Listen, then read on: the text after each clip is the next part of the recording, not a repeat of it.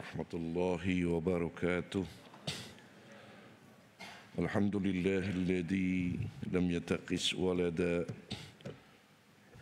wa lam yakul lahu syarikum fil mulk wa lam yakul lahu waliyyun minaz zulli wa kabbiru takbira. Asyhadu an la ilaha illallah wahdahu la syarika lah wa asyhadu anna Muhammadan abduhu wa rasuluh. Allahumma salli wa sallim wa barik ala Sayyidina Muhammad wa ala alihi wa ashabihi ajma'in, amma ba'. Tuan Nazir, pegawai masjid, jawatan kuasa masjid, hadirin, hadirat, muslimin, muslimat yang dirahmati Allah Subhanahu wa taala sekalian. Syukur pada Allah Subhanahu wa taala. Hari ini kita berada pada tanggal 5 Muharram 1445 Hijriyah.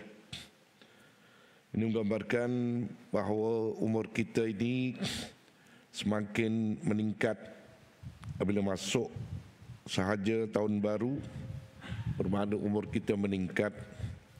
Tetapi hakikatnya, tuan-tuan dan puan sekalian, semakin singkat ya, dengan tanah perkuburan kita.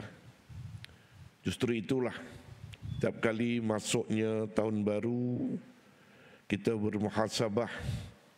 Mudah-mudahan segala amalan kita diterima pada tahun lepas, segala kesalahan kita juga diampunkan oleh Allah Subhanahu wa taala. Dan tahun baru ini kita berazam dan kita bertekad agar kita bertambah ya, ilmu kita, bertambah amalan kita, bertambah komitmen kita kepada agama Allah Subhanahu wa taala ya, dan juga bertambah ya, segala perkara-perkara yang membawa kebaikan dan kebajikan kepada kita. Jadi sebab itu hari ini kita akan sama-sama mengupas berkenaan dengan ayat Allah Subhanahu wa taala dalam surah Al-Baqarah ayat 218. Innal ladzina amanu wal ladzina hajaru wa jahadu fi sabilillah ulaika yarjuna rahmatallah wallahu ghafurur rahim. Sesungguhnya orang-orang yang beriman dan orang-orang yang berhijrah dan berjihad pada jalan Allah Subhanahu wa taala, mereka itulah yang mengharapkan rahmat Allah Subhanahu wa taala, dan Allah taala Maha Pengampun lagi Maha Penyayang. Kalau kita intai tengok ayat ini, tuan-tuan, puan-puan sekalian, dia mengandungi dua makna hijrah. Pertama, dengan maksud hijrah makaniyah. Hijrah makaniyah ini dinisbahkan kepada tempat, maknanya meninggalkan satu tempat menuju ke tempat yang lain. Ya, sebagaimana yang pernah dibuat dan dilakukan oleh para sahabat Nabi sallallahu alaihi wasallam sekitar tahun ya 11 kerasulan. Ya, di mana di tahun kerasulan dengan tahun hijrah ini beza, tuan-tuan. Ya, tahun kerasulan ini sebelum hijrah, apabila umat Islam ditekan begitu hebat di Mekah, ya, tidak mengizinkan untuk mereka nak beramal dengan Islam, nak berdakwah, terlalu terhad, penindasan dan tekanan terlalu hebat. Ya, justru Nabi SAW memerintahkan para sahabat ini untuk meminta perlindungan di tempat lain demi untuk menyelamatkan akidah. Itu yang penting. Sebab itu berlakunya ya, penghijrahan ke Habsyah yang dipimpin Habsyah oleh Raja Najasyi. Kenapa Rasulullah SAW memerintahkan para sahabat yang diketuai oleh Sayyidina Ja'far bin Abi Talib untuk meminta suaka atau perlindungan di negara itu, kerana Rasulullah SAW tahu Raja Najasyi pada waktu itu seorang raja yang mengikut agama Injil, ya, yang asal. Tu dia beriman dengan Injil yang asal. Sebab sama ada Taurat baik, Injil baik, yang asal, yang tidak dipinda oleh pendeta-pendeta mereka, oleh padri-padri mereka, ya, dia lebih mirip kepada Al-Quran, ya, soal mentauhidkan Allah sama, ya tak? Dan dalam kitab-kitab tersebut juga terkandung pernyataan bahawa Rasul akhir zaman itu, ya, akan diutus dan akan dianugerahkan Al-Quran. Ada. Cumanya apabila telah dipinda oleh rahib-rahib, oleh pendeta-pendeta mereka, didilitnya pernyataan-pernyataan seperti itu. Tetapi Raja Najasyi ini, ya, orang yang masih awal ataupun masih setia, ya, masih kekal beriman dengan Injil yang asal. Sebab itu kot-kot dia memahami apabila, ya, rombongan Islam yang kecil itu nak meminta suaka di Habsyah, ya, akan mendapat perlindungan sebab ada persamaan sebagaimana yang terkandung dalam kitab Injil tersebut. Ya, betul. Apabila ada puak-puak Quraisy yang cuba mengapi-apikan ataupun memfitnah, kononnya rombongan kecil yang berlindung meminta suaka di Habsyah itu adalah kumpulan sesat, kumpulan bagian-bagian, segala keburukan diceritakan kepada Raja Najasyi. Tapi Raja Najasyi ini seorang yang bijak. Dia memanggil ketua rombongan Ja'far bin Abi Talib, ditanya satu persatu, kenapa, tujuan apa, agama engkau apa, Nabi engkau siapa. Dia terkejut apabila apa yang diceritakan oleh Sayyidina Ja'far bin Abi Talib semuanya ada terkandung di dalam Injil. Sebab itu akhirnya Raja Najasyi ini dia memeluk Islam. Sebab dalam sejarah Islam, tuan-tuan, puan-puan sekalian, ya, Rasulullah SAW ketika matinya Raja Najasyi ini, Rasulullah SAW menyolatkan solat jenazah ghaib. Itu yang ada sedikit pertikaian di kalangan ulama. Raja Najasyi ini dia nak dilabelkan sebagai sahabat ataupun tabi'in. Sebab kalau nak tengok apa yang dikatakan, ya, definisi sahabat atau sahabah, dia orang yang hidup sezaman dengan Rasulullah SAW. Dia ketemu, dia berjumpa, dia beriman dengan Allah dan Rasulnya pada waktu itu. Tapi Raja Najasyi ini dia tak pernah ketemu Nabi, tapi dia beriman dengan apa yang terkandung dalam Injil sebagai panduan dia dan pernyataan yang disebutkan oleh Sayyidina Ja'far bin Abi Talib. Dia percaya, sebab tu dia beriman. Ya? Jadi ada yang menyatakan dia ni tak, apabila tak jumpa Nabi, tak ketemu Nabi, dia ni adalah, ya, tabi'in. Ya. Jadi sebab itu bagi kita tak kisahlah. Yang penting dia tu beriman. Rasulullah SAW menyolatkan jenazah dia secara gaib, ya, kerana keimanan Raja Najasyi itu. Jadi itu maksud apa yang dikatakan hijrah makaniyah, pindah dari satu tempat menuju tempat yang lain. Sama juga sebagaimana Rasulullah SAW memerintahkan para sahabat untuk hijrah ke Madinatul Munawwarah. Itu makaniyah, nisbat tempat. Dan seperkara lagi yang dikatakan hijrah dalam ayat ini, kalau kita singkap, ada kalimah wajahadu, ya, berjihad fi sabilillah, orang-orang yang berjihad pada jalan Allah. Bermaksud bahawa hijrah itu juga ada maksud yang lain yang dipanggil sebagai maknawiyah. Dari sudut makna saja berhijrah.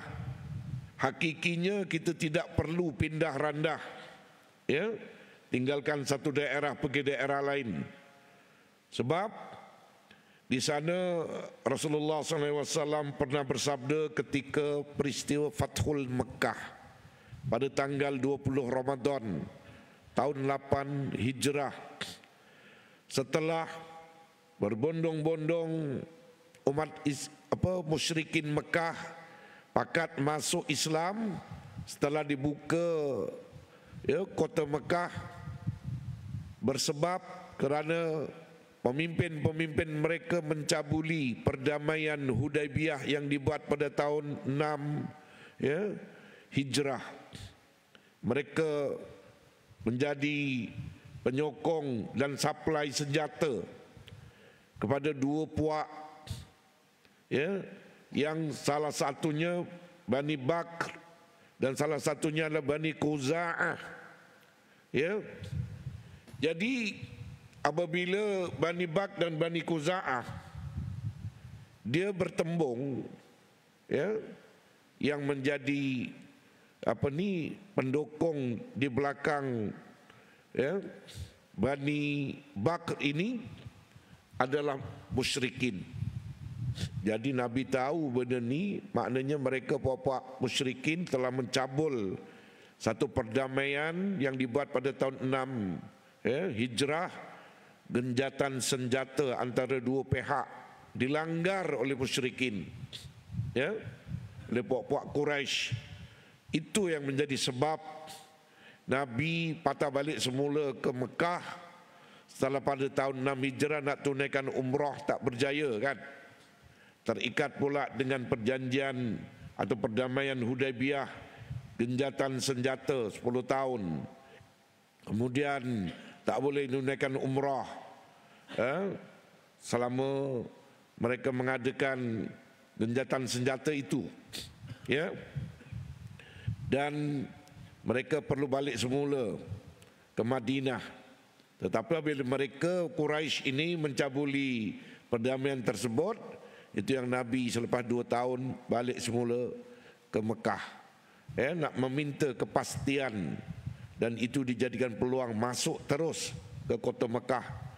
Dan waktu itulah digunakan peluang berdakwah. Dan akhirnya masyarakat Mekah pakat menerima Islam. Dan segala berhala dirobohkan, ya, itu yang dirakam. Idza jaa nasrullahi wal fath wa ra'aitan nas yadkhuluna fi dinillahi afwaja. Ya, apabila telah datang pertolongan Allah Subhanahu wa taala dan diberikan kemenangan kepada Islam, ya, dan kamu dapati umat manusia pada waktu itu pakat masuk memeluk Islam secara berbondong-bondong. Itulah sebenarnya apabila Nabi dalam tahun 6 Hijrah itu diperintah, ya, untuk balik semula ke Madinah. Nabi sabar. Dan sepanjang perjalanan itulah turun ayat dalam surah Al-Fath, Inna fatahna laka fatham mubina. Sesungguhnya kami, ya, memberikan kemenangan, ya, kepada kamu ya Muhammad sebagai suatu kemenangan yang nyata, ya. Isyarat bahawa dengan berundurnya sementara waktu balik semula ke Madinah, tak, kerana ada maslahat, ya, Allah Ta'ala janji dengan strategi itu nanti kamu akan diberikan kemenangan. Itu yang menceritakan Nabi walaupun tak jadi umrah tahun 6 Hijrah tu, ya, kerana dihalang oleh puak-puak Quraisy daripada memasuki Mekah. Oleh kerana dah sampai di Hudaibiyah, kan sampai sekarang Hudaibiyah pun jadi mikot, Kan tuan-tuan kalau pergi umrah, ya, kan salah satu daripada mikot pergi Hudaybiyah untuk kita pasang niat dan memakai kain ihram, kan.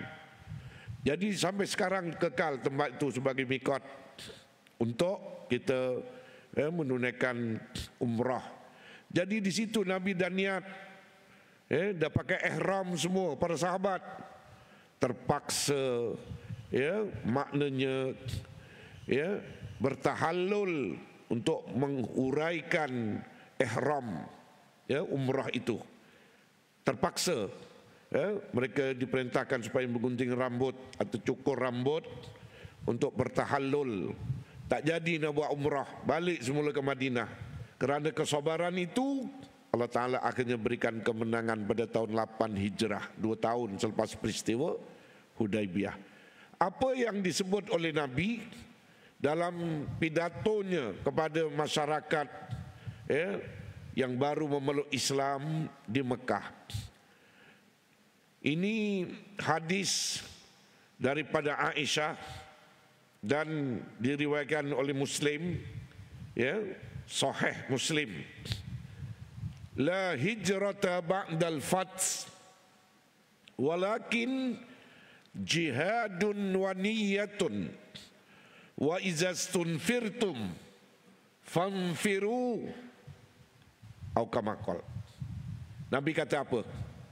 Tidak ada lagi hijrah dengan maksud pindah randah meninggalkan Mekah pergi menuju Madinah, untuk mencari keridhaan Allah. Tak perlu dah. Sebab di Mekah dah kembali berputik Islam itu. Sebab Islam dah menguasai Mekah. Semua berhala dirobohkan. Ada. Islam disebar luaskan. Dan masyarakat Mekah waktu itu menjadi masyarakat yang beragama Islam.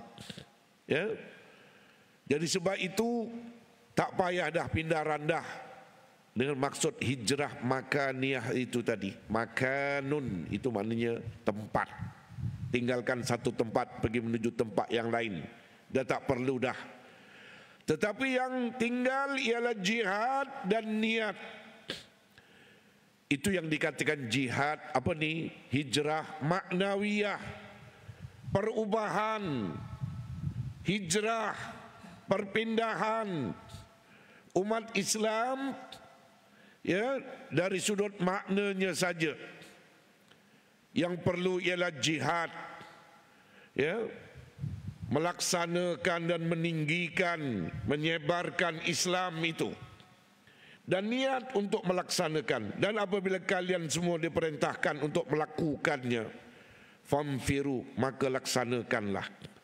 Sebab itu apabila kita cerita berkenaan dengan hijrah maknawiyah ini, kita kena pakat-pakat berjihad untuk membenteras akidah-akidah yang sesat. Benda yang kita pernah sebut dulu di masjid ini berkenaan dengan satu pahaman agama yang sesat, kan. Baru ni di viral balik, kan. Tuan-tuan tengok tak dalam TikTok atau dalam FB. Apabila satu keluarga dia menyatakan bahawa Nabi Muhammad itulah sebenarnya Tuhan ataupun Allah, kan. Tuan-tuan tengok tak? Ada tak tengok? Maknanya hari ini sampai dia kata tafsiran surah Al-Ikhlas tu diletakkan pada Nabi. Sedangkan itu ada tafsiran kepada Allah Ta'ala, sifat Allah Ta'ala, lam yalid wa lam yulad. Allah Ta'ala itu tidak beranak dan tidak diperanakkan. Dia boleh terjemahkan bahawa Nabi Muhammad itu tidak beranak dan tidak diperanakkan. Bengong ke dia? Itu sebabnya hari ini bukan saja pahaman atau ajaran yang sebegitu muncul dari sudut i'tiqadiyah mereka, akidah, kepercayaan, keyakinan. Banyak lagi pahaman-pahaman yang muncul dewasa ini, tuan-tuan puan-puan sekalian, yang menyesatkan. Ada. Dia kalau berlakunya tahun baru hijrah ataupun semakin tuanya umat Islam ini, meninggalkan tahun Hijriyah yang Saidina Umar mula kira dan mula bentuk tahun Hijri ini mengikut hijrahnya Nabi SAW ke Madinah. Semenjak itu dikira tahun hijrah ini berlaku masyarakat Islam dari satu hari, bulan ke bulan, tahun ke tahun yang cuba memandai-mandai meminda Al-Quran, meminda As-Sunnah, meminda hukum hakam dan menyesatkan. Ini zaman 1445 Hijriah. Zaman Saidina Abu Bakar menjadi khalifah pun dah mula masyarakat Islam pada waktu itu mengaku jadi Nabi. Ada dah. Sehingga 4 orang mengaku jadi Nabi, di antaranya Musailamatul Kadzab. Dan ada 3 orang lagi di Yaman dan sebagainya. Dan zaman itu juga berlakunya pemberontakan di kalangan umat Islam. Dan berlaku satu golongan yang enggan membayar zakat, walaupun masih solat, tetapi dia enggan membayar zakat. Zaman itu pun dah berlaku penyelewengan akidah dan juga syariat. Apalagi kita zaman semakin tua. Kalau kita tak betul-betul pegang Islam ini, perjuangan Islam ini, menegakkan kebenaran ini, dan pemeliharaan terhadap umat Islam dan kemaslahatan umat Islam ini tidak dijaga dan dipelihara, maka akan berlakulah fitnah-fitnah terhadap agama Islam berleluasa. Dari sudut akidah, ya, dah ramai yang ragu dengan kekuasaan Allah. Sebaliknya yakin bahawa ada kononnya kuasa lain yang boleh memberi bekas, memberi kesan, memberi penyelesaian selain Allah. Ini ragu dengan perkara-perkara gaib. Dia ragu adanya malaikat, ragu adanya surga neraka, ragunya ada kiamat, ragunya alam barzah. Nah, termasuk ajaran-ajaran baru yang pelik-pelik, mengelirukan. Itu tadi. Ragu dengan satu atau lebih daripada sifat-sifat Nabi dan Rasul. Maka sebab itu dia kata kurang, dia tokok tambah. Sifat Allah diletakkan pada sifat Rasul. Itu tadi macam agama pelik itu tadi. Orang bahas surah Al-Ikhlas itu sifat-sifat Allah, tiba-tiba dia kata itu sifat-sifat Nabi. Tak kesesat namanya, tuan-tuan puan-puan sekalian. Tu. Kemudian ragu tentang kemampuan Islam dengan panduan Al-Quran dan As-Sunnah yang boleh membawa keselamatan dan penyelesaian semua masalah. Fa in tanaza'tum fi syai' farudduhu ila Allah war Rasul. Maka sekiranya kamu bertelingkah berbalah dalam apa juga perkara, maka kembalilah kepada Allah dan kepada Rasul. Dia tak percaya, dia tolak benda tu. Ya, macam-macam berlaku. Percaya bahawa alam ini tiada pencipta, beriktikad bahawa kerasulan Nabi Muhammad adalah palsu contohnya. Ya, dia percaya semua agama ni sama, pahaman pluralism tu dipahami. Konsep dosa, pahala, surga, neraka dikata palsu. Mempercayai adanya kuasa lain selain daripada Allah. Ya tak? Masih berlaku di kalangan masyarakat Islam pada hari ini. Itu belum lagi tuan-tuan pergi ke Kepulauan Nias di Indonesia, dekat area Pulau Sumatera lah. Sebab saya dulu pernah pendakwah Indonesia datang ke masa saya di HQ JAIS dulu. Ya, dia datang nak mengajak kita, ya, bergelut dengan tsunami. Saya pun pelik, waktu itu dah lepas tsunami yang berlaku di Aceh.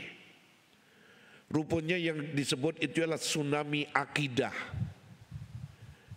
Di Kepulauan Nias itu masih lagi ramai masyarakat di sana yang beramal dengan amalan-amalan animisme.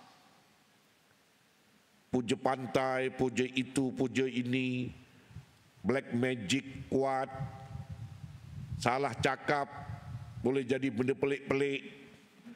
Itu berlaku, cabarannya begitu hebat. Black magic ni, sihir-sihir ni jadi permainan mereka. Siapa yang paling hebat, itu yang akan jadi pemimpin.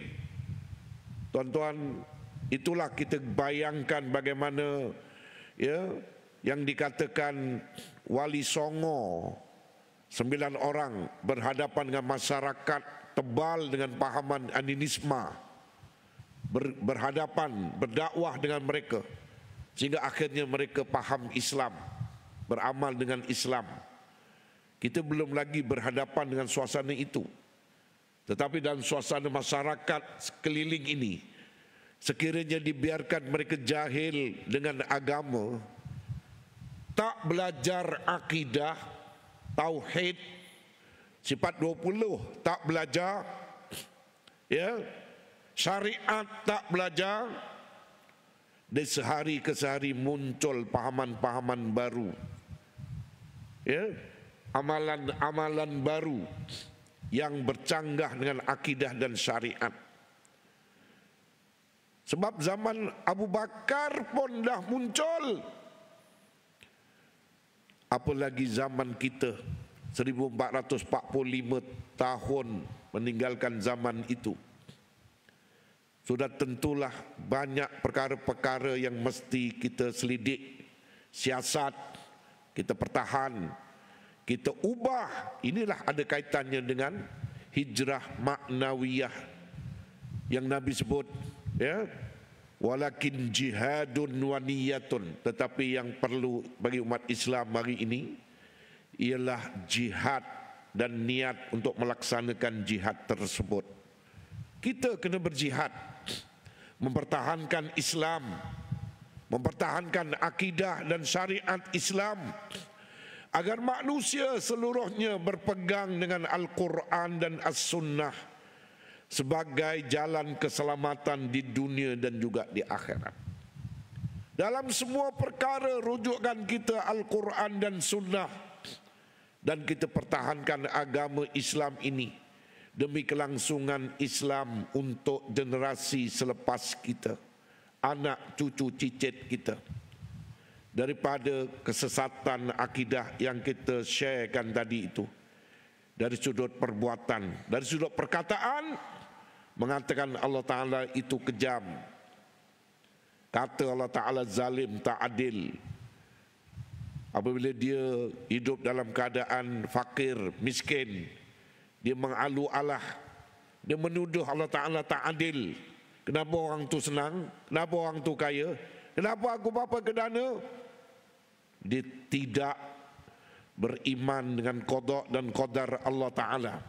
Berat, ya, menuduh Islam ni zalim, mengata dan mencaci Rasulullah sallallahu alaihi wasallam dengan perkataan dia, ya, mengatakan syariat Islam tidak sesuai. Dia hanya sesuai zaman unta dan padang pasir contohnya, tak? Menghalalkan yang haram atau sebaliknya, ya. Ni dalam negara kita ni sehari dua ni ditimbulkan benda-benda pelik, walaupun dia berlaku kepada non-Muslim. Baru ni ada yang nikah perempuan dengan perempuan.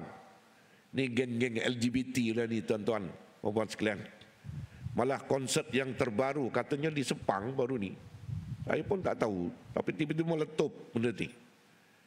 Apabila berkali-kali konsert yang melibatkan penyokong-penyokong LGBT ni, ya, cium lelaki dengan lelaki, ya, Dan adalah kenyataan-kenyataan daripada Pak Menteri yang dikesal sebagainya. Tapi maknanya nak dilihat bahawa serangan golongan-golongan yang cuba nak menghalalkan benda yang diharamkan oleh Allah Ta'ala sentiasa berlaku, tuan-tuan. Malah ada pejuang-pejuang menuntut hak, kononnya hak asasi, supaya mengiktiraf gender ketiga ni. Kalau di Indon dipanggil sebagai waria, digabungkan antara wanita dengan pria. Waria dia jadi. Ni kita bimbang. Ini tak kira apa jenis bentuk yang memimpin ke atas. Sebab pejuang-pejuang ni dia tak kira, dia akan sondol semua. Yang penting mereka diiktiraf. Tapi maknanya elemen-elemen itu dah mula wujud dalam negara kita. Sebab itu sebagai umat Islam kita mesti bertegas, tak kira siapa yang memimpin. Mestilah kita bertegas menghalang kemunculan dan kewujudan golongan yang songsang bertentangan dengan kehendak Allah, bertentangan dengan hukum Islam ini, yang cuba nak mengiktiraf LGBT dan sebagainya. Ini cabaran kepada umat Islam mendatang. Kita juga bayangkan, tuan-tuan, ini kita hidup dan kita masih boleh solat berjamaah di masjid, kuliah pengajian dah masih diizinkan. Cabarannya pun begini hebat. Sebab itulah kita sebut tadi, kelangsungan 50 tahun, 100 tahun akan datang untuk generasi anak, cucu, cicit kita. Kalau kita tak pegang kuat Islam pada hari ini, diajarkan, dididik anak-anak kita dengan akidah, dengan syariat yang benar dan sahih, apa jaminan untuk mereka selamat berakidah, bersyariat Islam pada waktu mendatang? Sebab itu yang mencorakkan mereka adalah kita pada hari ini. Kalau silap hari bulan kita mencorak, melakarkan lukisan-lukisan pada hari ini, apa jaminan keselamatan Islam pada waktu yang mendatang itu? Sebab itu kitalah yang bertanggungjawab. Inilah yang kita perlu bina dari hijrah maknawiyah ini.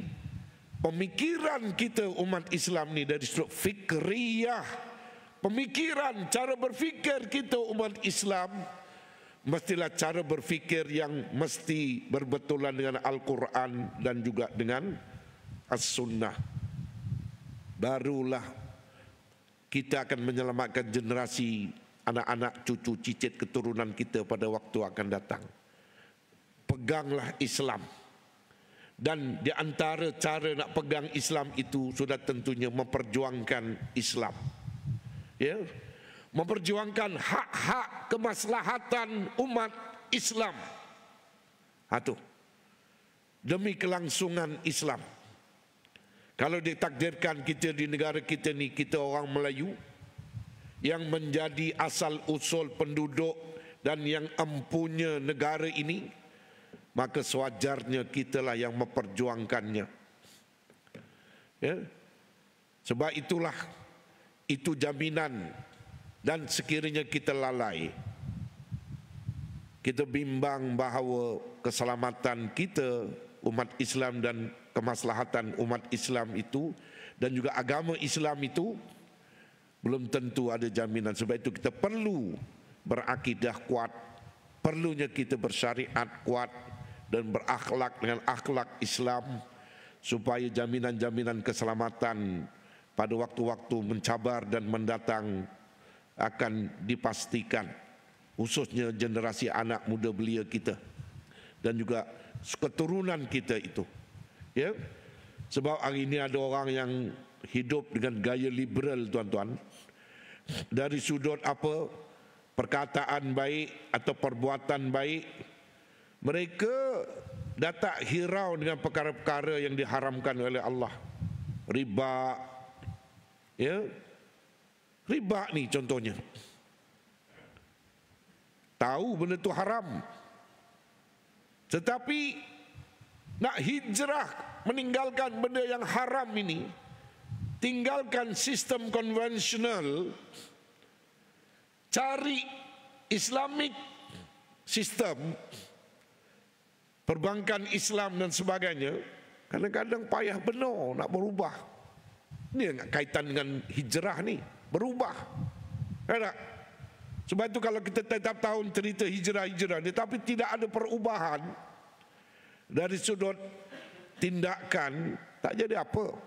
Itu yang dikatakan hijrah syu'uriyah, cita rasa, kesenangan, termasuk benda-benda macam tu tadi. Sebab ada juga orang yang tak kisah dengan zina ni, asalkan privasi di rumah sendiri, dia menghalang penguatkuasa agama datang menyerbu. Ini rumah aku, walaupun melakukan perkara-perkara yang tak baik. Kan ada pernyataan-pernyataan daripada beberapa pihak tempoh hari, dia tak setuju kalau adanya penguatkuasaan agama, pencegahan, kalau benda itu berlaku di rumahnya masing-masing. Tak gila namanya. Berlawanan dengan konsep man ra'a minkum mungkaran falyughayyirhu biyadihi. Sesiapa yang nampak di kalangan kamu kemungkaran, maka hendaklah kamu cegah dengan kuasanya. Biyadihi itu dengan tangannya, mana ai bi autoritihi, dengan tangannya. Fa illam yastati fa bilisani, kalau tak mampu cegah dengan mulut lidahnya.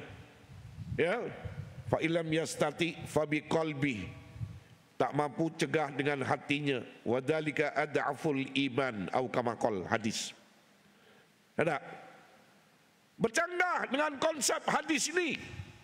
Apabila menghalang penguatkuasa agama untuk menangkap atau menyerbu, menghalang perlakuan-perlakuan maksiat, seolah-olahnya macam nak diizinkan perzinahan dan sebagainya. Ini berlaku. Hari ini dah berlaku. Arak buat tak kisah, judi buat tak kisah. Judi ni cek, adakah dia budaya? Islam memang jelaslah haram. Masyarakat lain, apakah ia budaya mereka? Cuba cek betul, kaji. Sebab itu kalau ada di antara orang Islam yang tak setuju judi itu diharamkan dengan alasan yang macam-macam, kau ni, cara berfikir kau ni macam mana?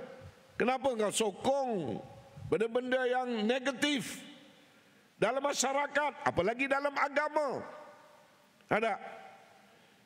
Sebab itu kita mengolah itu tadi dari sudut hijrah maknawiyah, kena ada penghijrahan dari sudut apa yang disebutkan tadi, i'tiqad. Tinggalkan i'tiqad yang batil, pergi menuju pada i'tiqad yang sahih. Selamatkan masyarakat yang masih dalam kejahilan, supaya diselamatkan akidah mereka, dibawanya kepada Islam, agama fitrah. Itu tanggungjawab kita yang setelah kita memahami hijrah. Sama juga dari sudut fikriyah, pemikiran itu tadi, cara berfikir yang bercanggah dengan Islam. Kalau cerita sekular, cerita liberal, cerita pluralism, feminism, itu dah pernah kita olah. Semua ditolak. Termasuk cara berfikir tadi, bagaimana nak menyelamatkan Islam pada waktu mendatang. Sudah tentu kita pasakkan akidah syariat dan akhlak kepada generasi hari ini untuk kelangsungan Islam 50 tahun, 100 tahun yang akan datang. Itu cara berfikir kita. Kenapa mesti kita memperjuangkan agama Allah Ta'ala ini? Mempertahankan Islam, memperjuangkan Islam dalam semua ruang lingkup, baik politik, baik ekonomi, baik pentadbiran pengurusan, baik pendidikan, semua ruang lingkup dalam kaitannya dengan kehidupan ini mesti kita nak selamatkan demi menjamin waktu yang mendatang dengan Islam itu, tuan-tuan perempuan sekalian. Itu termasuk yang dikatakan syu'uriyah. Itu fikrah. Syu'uriyah ni cita rasa kesenangan itu tadi yang kita pernah sentuh dulu. Ya. Dari sudut hiburan, makanan, pakaian, fashion, kecenderungan, ya. Semuanya kita nak pastikan bahawa tolabul halal faridah, mencari yang halal itu satu kefarduan. Memanglah kita hidup tak sunyi daripada cita rasa, kesenangan, hiburan, pinjaman, kewangan, ya. Memang itu satu keperluan dalam hidup. Makan, minum, pakaian, fashion. Tetapi adakah kita telah pastikan ia mendapat keridaan Allah Ta'ala dari sudut pakaian, fashion, menutup aurat, baik lelaki, baik perempuan? Sudahkah anak-anak dara kita menutup aurat mengikut piawai Islam? Ya, apakah masih ada yang pakai sendat-sendat, pakai miniskirt, dada aurat, tak bertudung, menutup aurat, fashion yang menggiurkan? Ini kita akan dihisap oleh Allah Ta'ala sebagai ketua keluarga. Begitu juga dalam bab makan. Adakah masih kita tidak berhati-hati? Yang haram, yang subhat. Dewasa ini dah zaman perubahan, orang kembali kepada agama fitrah.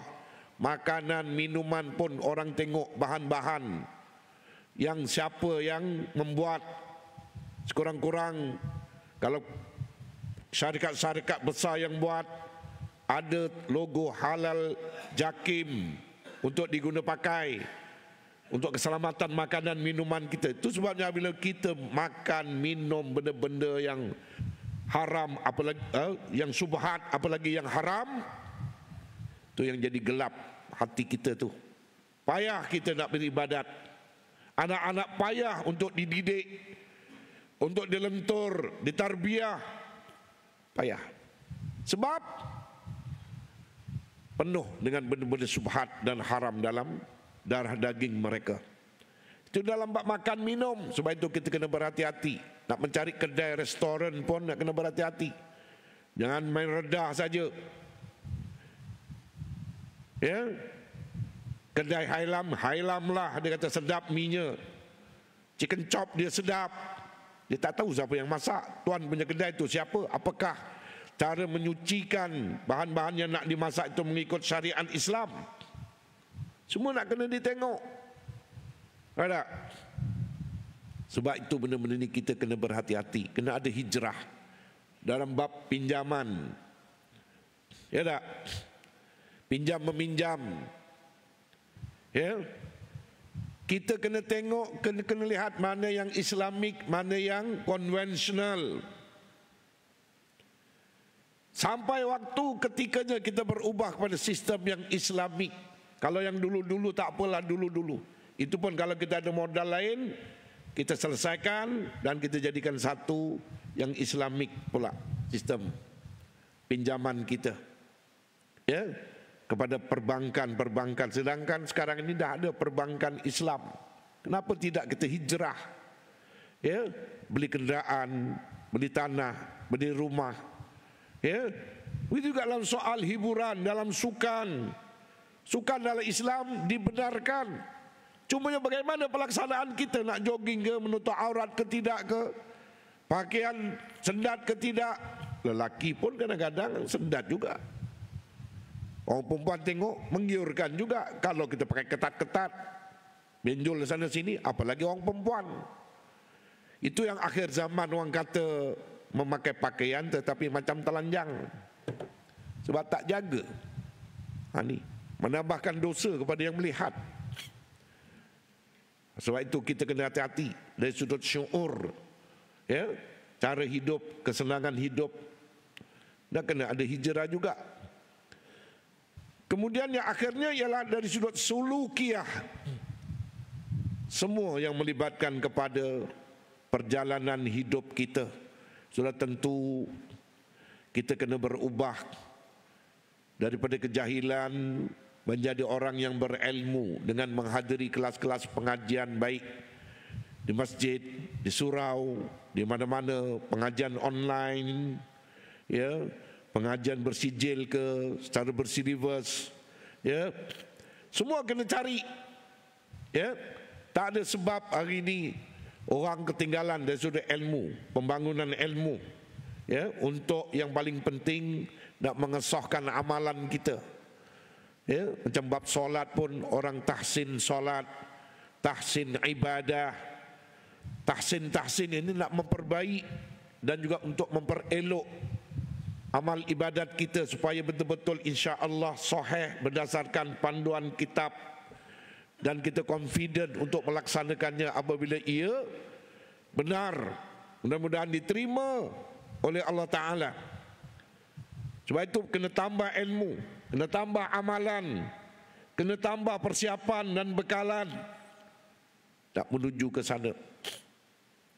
Anak isteri kita, keluarga kita pula, bagaimana keadaan mereka? Adakah lebih baik kehidupan mereka apabila kita canaikan dia dengan Islam? Sudah semestinya itu tanggungjawab kita, tuan-tuan, puan-puan sekalian.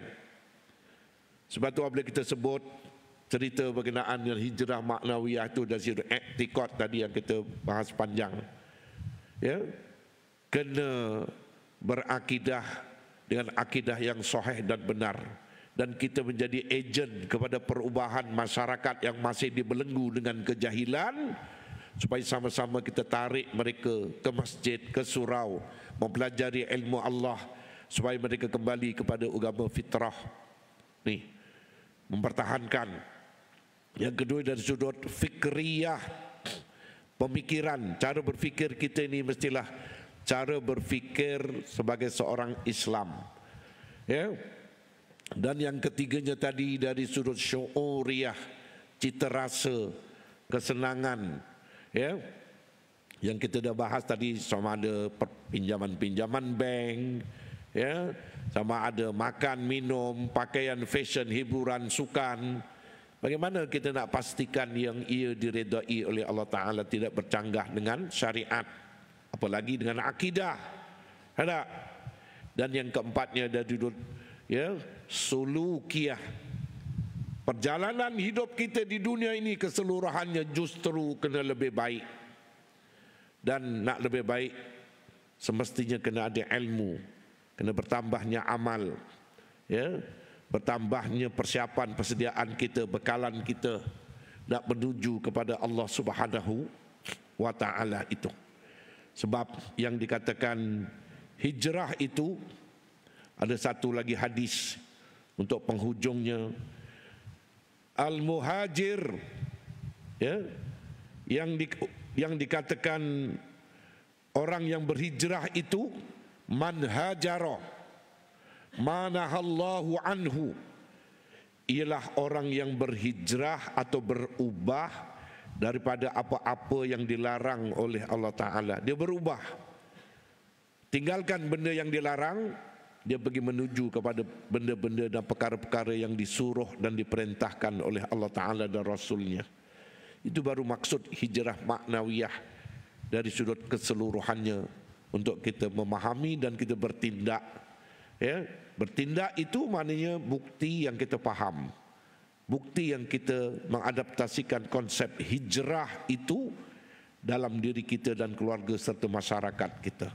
Jadi itulah sedikit sebanyak perkongsian dan celoteh yang saya sharekan pada pagi ini. Mudah-mudahan yang baik dari Allah Ta'ala, dan sekiranya ada kekurangan adalah daripada kelemahan kita sendiri. Aqulu qawli hadha wa astaghfirullahal azim li wa lakum. Assalamualaikum warahmatullahi wabarakatuh.